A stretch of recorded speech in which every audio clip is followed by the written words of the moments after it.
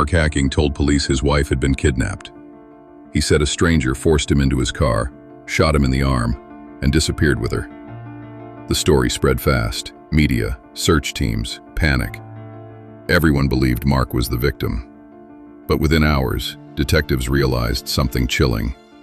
Mark Hacking wasn't the victim. He was the only person who knew where his wife's body was, because he put it there. Mark and Lori Hacking were newlyweds living in Salt Lake City. To everyone around them, they looked like a young couple building a future. Mark was supposedly in medical school. Lori believed her husband was becoming a doctor. Their families believed it too, but none of it was true. Mark was never in medical school. He wasn't enrolled. He wasn't attending classes. He wasn't studying for exams. For years, he had been lying to everyone in his life. He forged schedules, invented test results, created an entire fake future, and every single person believed him, until the lies started closing in. By the summer of 2004, Lori began asking questions. Things weren't lining up. Paperwork didn't make sense. Mark's explanations became rushed and inconsistent. The truth was about to come out, and Mark knew it. If Lori discovered the truth, his entire life would collapse. His parents, her parents, friends, everyone would know he was a fraud. And instead of admitting the lie, Mark made a decision. On July 19, 2004, Lori disappeared. Mark called police and reported a violent kidnapping. He said a masked man forced him into his car. He claimed he was shot in the arm. He said the attacker took Lori and vanished. Police believed him. Doctors treated his gunshot wound. Search teams flooded the area. News stations broadcast Lori's face non-stop. Mark appeared shaken, soft-spoken, traumatized. But detectives immediately noticed something was off. Okay. Before we can start this, I haven't been involved with the case very much. I've been over at the DA's office all day. They just sent me up there just a little bit before you came out. What I need you to do is kind of just tell me, in your words, what's been going on so far today. My wife got up at 5 this morning, went running. And I stayed in bed. I woke up at 8 and she hadn't awakened me when she got home and showered and went to work at 7. At least I thought that's what had happened.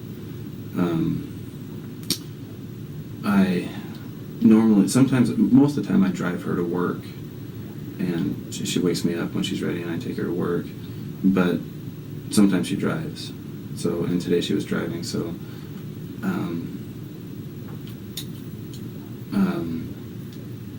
when I woke up and she was gone, I just figured she hadn't awakened me, just let me sleep. And so I got up at 8, did some things. I played my Nintendo a bit, and we needed a new mattress. We decided to get one, so I went, and we had been shopping around, looking at different places, and I had found one. What time was that? I left my place at about 9.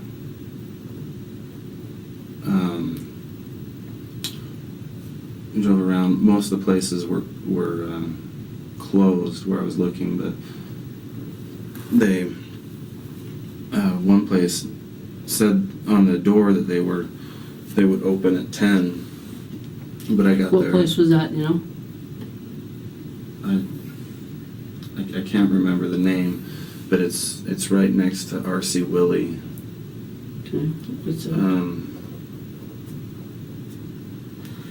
One place had a sign. It said 10, but I was there at probably a little after 9, and the door was open. I went in and someone helped me. Okay, what was it going to say? Which RC Willie was this by?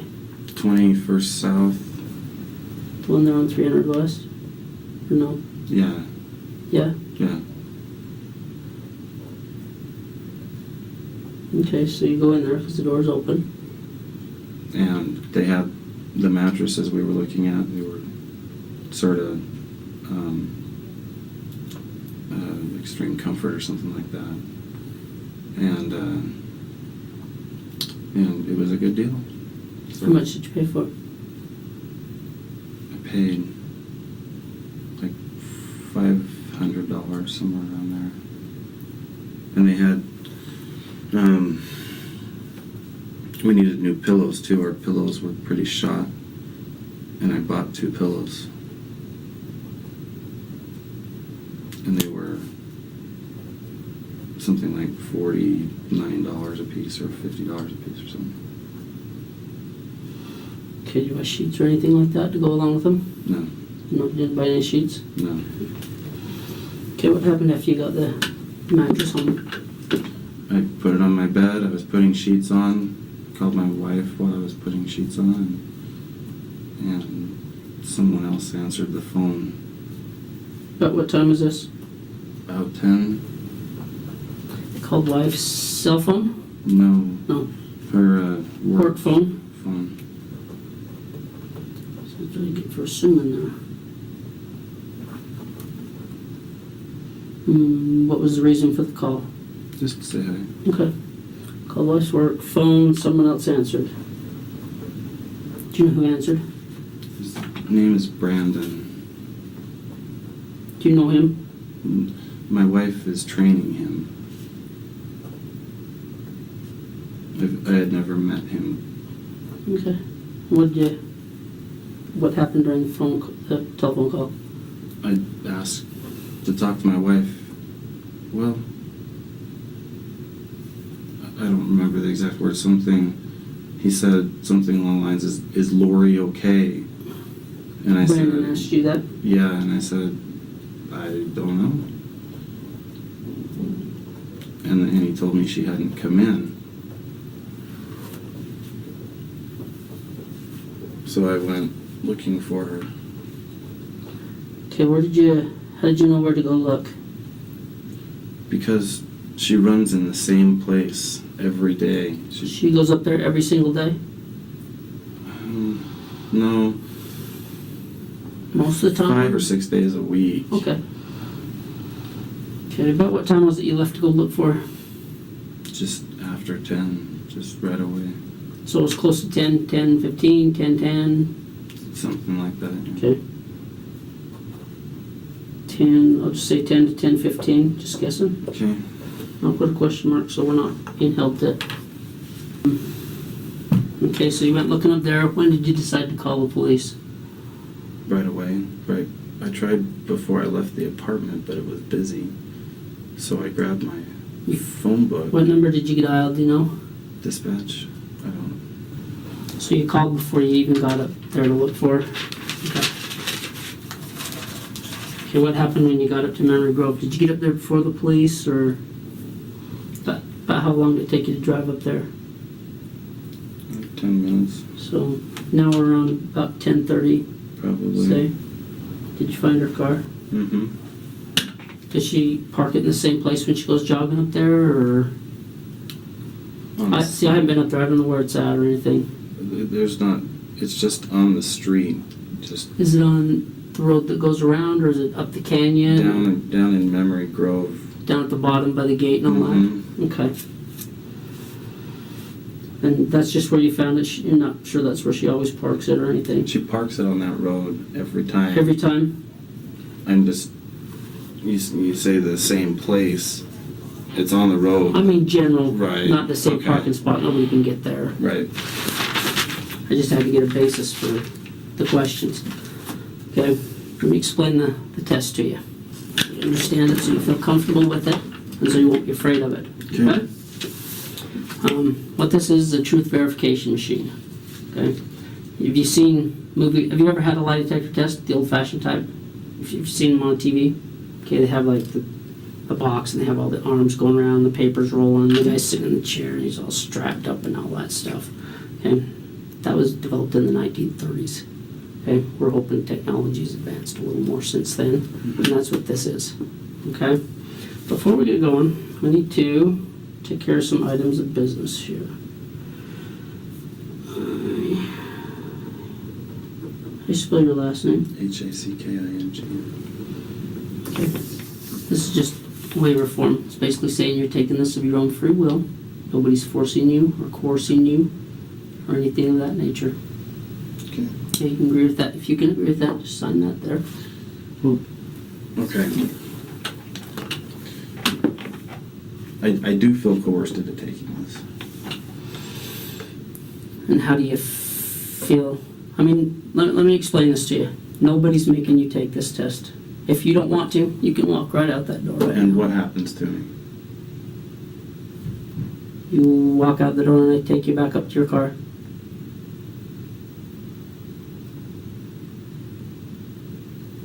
Okay. And if I refuse, then of course that makes me look guilty. It's not admissible in court anyway. So what are you doing? Just gives us... We trust the machine, the courts just don't. See what I'm saying? Mm-hmm. It just gives us something to verify the information we've got so far. And obviously, as you said, obviously, we got some concerns about this mattress thing. Okay, obviously some concerns are going to come up about that, and we just want to get them clarified. Because we interview people that have killed people all the time, and they don't tell us the truth. That's why we have this machine. You see where we're coming from? I do. If somebody's killed somebody, they're not going to come out and tell us, yeah, I killed them. And that's what this machine is just for. But at the same time, I've got these circumstances that look bad, Mm-hmm. and I feel like, and I asked him, I said, after the lie detector test, and I pass it, can we be done with everything? And he said yes. So I feel like if I don't take this, then I'm just going to be drilled. Well, here's the other thing. If you got nothing to worry, if you haven't done anything, you have nothing to worry about, even if they do go through that evidence. Do you know what I'm saying? You have nothing to lose by this. I don't think I want to take it. Okay. And nobody's going to force you to. Okay. When police searched the apartment, there were no signs of a struggle. Lori's personal belongings were still there. Nothing indicated she had been taken by force. Then came the gunshot wound. Doctors determined it wasn't consistent with Mark's story. The angle, the distance, the damage. It was self-inflicted. At that moment, the entire case flipped. There was no kidnapper. There never had been. And Mark Hacking was no longer a victim. He was the suspect.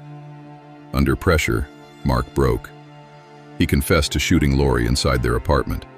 He claimed it was an accident, that he panicked, that he didn't know what else to do. Then he described what came next. He placed his wife's body into a trash bin, drove north of the city, and dumped her into a landfill. A massive landfill. Tons of garbage. Miles of waste.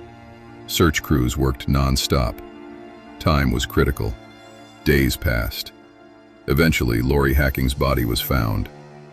The truth finally came out in court. Mark Hacking didn't kill for money. He didn't kill out of jealousy. He didn't kill in a moment of rage. He killed to protect a lie. A lie about success. A lie about intelligence. A lie about who he pretended to be. Psychologists later described Mark as deeply insecure, terrified of failure, unable to face humiliation. To him, exposure was worse than murder. Mark Hacking was sentenced to life in prison without parole. Lori Hacking never got the future she believed she was building, because the man she trusted never existed. And it all started with a lie that went on for too long.